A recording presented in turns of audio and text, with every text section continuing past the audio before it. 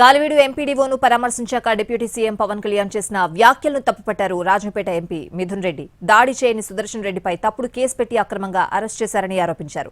తెలిసి తెలియకుండా వచ్చి పవన్ హంగామా చేశారని విమర్శించారు. కాకినాడ, తిరుపతిలో దళిత ప్రొఫెసర్లపై జనసేన కూటమి నేతలు దాడి చేసినప్పుడు పవన్ పౌరుషం ఏమైందని ప్రశ్నించారు మిథున్ రెడ్డి.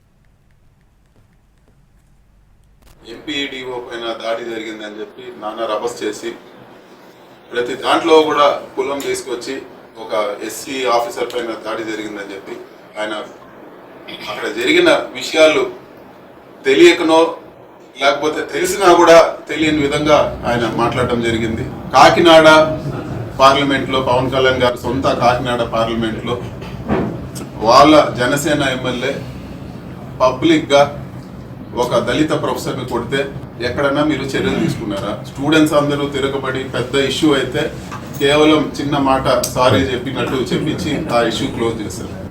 ఆ రోజు ఈ పౌరుషం ఏమైంది, ఇంత అక్కర ఏమైందని చెప్పి కూడా నేను పవన్ కళ్యాణ్ గారిని అడుగుతా ఉన్నాను.